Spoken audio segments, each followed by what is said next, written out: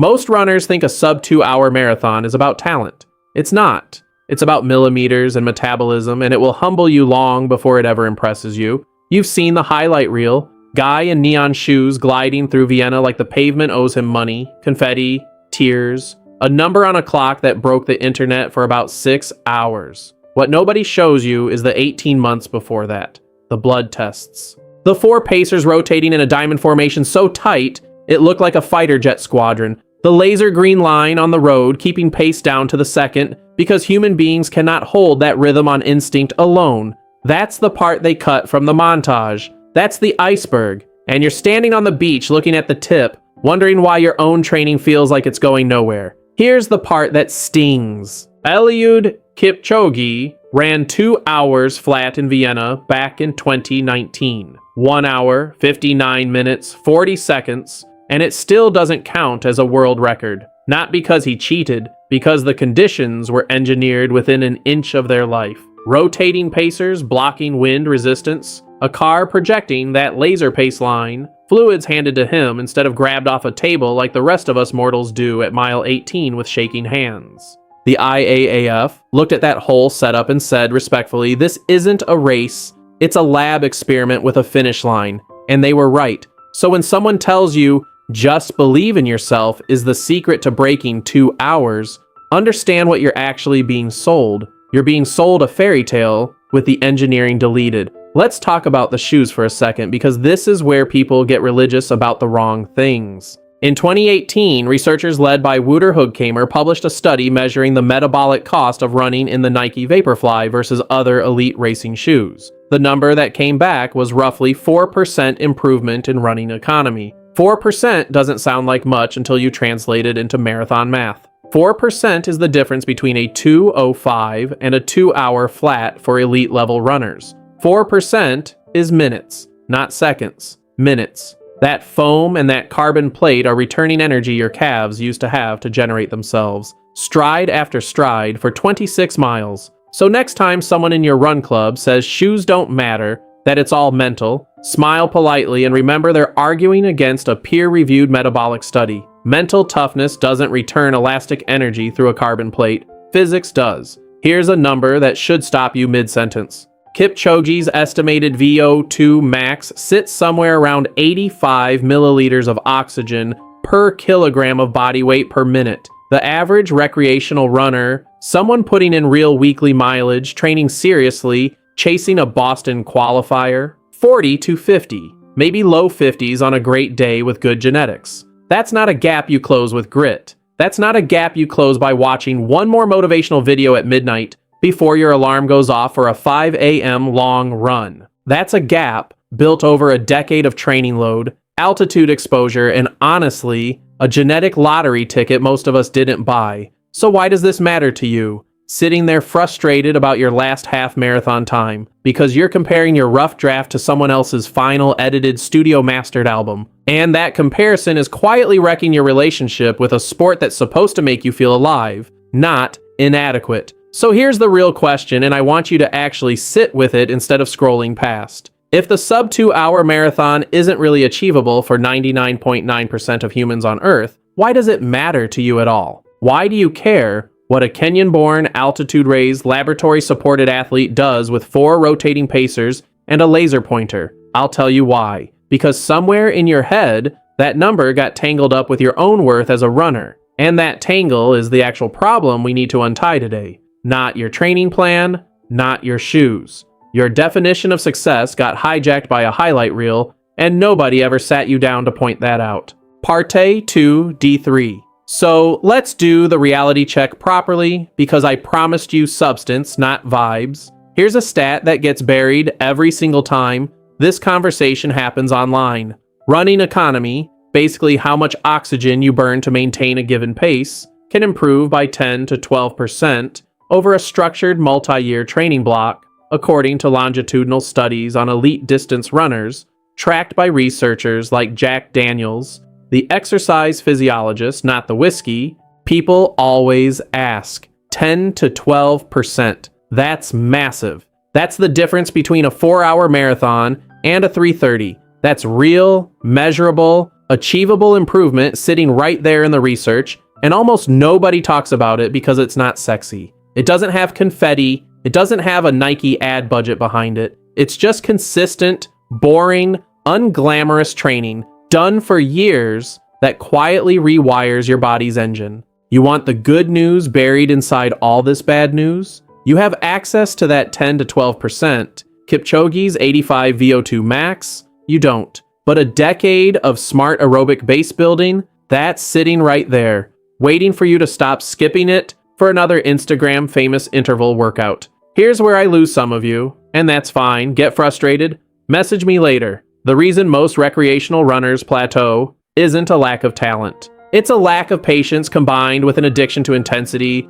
You go out and hammer every single run because slow feels like admitting defeat. Slow feels like you're not a real runner, but physiologically, that instinct is sabotaging you in real time. Roughly 80% of your training, according to research on elite endurance athletes' training distributions, studies looking at Norwegian and Kenyan training logs specifically, should sit at an easy conversational effort. 80%. Not 50-50. Not hard days are hard, easy days are also kinda hard. 80%, embarrassingly, boringly easy. And the remaining 20%, that's where your actual hard efforts live. Most amateur runners run this completely backwards. They run their easy days too hard, and their hard days not hard enough.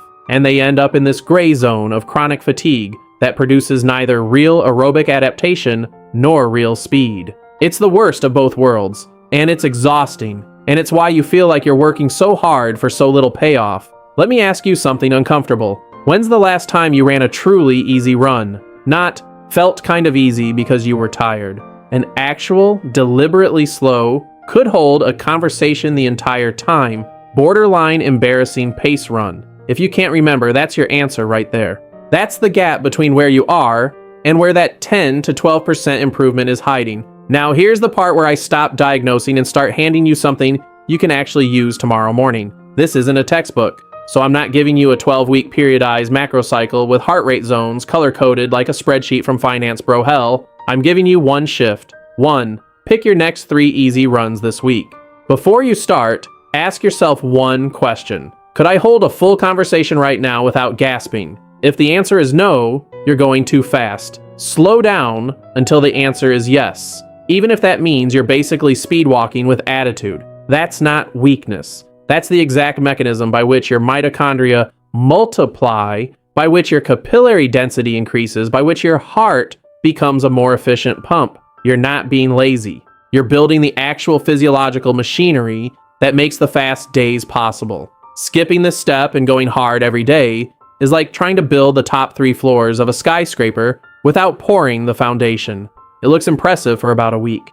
Then it collapses, usually as a stress fracture or a burnout that has you hating a sport you used to love. And here's the part that should genuinely bother you if you've never heard it before. Overtraining doesn't feel like exhaustion at first. It feels like plateauing paired with irritability and a resting heart rate that creeps up morning after morning, and most runners never check that number, so they never catch the warning. Research on overtraining syndrome, published across multiple sports medicine journals, consistently shows elevated resting heart rate as one of the earliest, most reliable markers before performance actually collapses. You've got a lab on your wrist right now if you wear any kind of fitness tracker, and you're probably ignoring the one number that would tell you to back off 2 weeks before your body forces you to. So here's the aha moment, and I want you to actually feel this one, not just nod along and forget it by tomorrow's run. You've been measuring yourself against a 2-hour marathon that was never designed for humans to relate to. It was designed to prove a ceiling exists,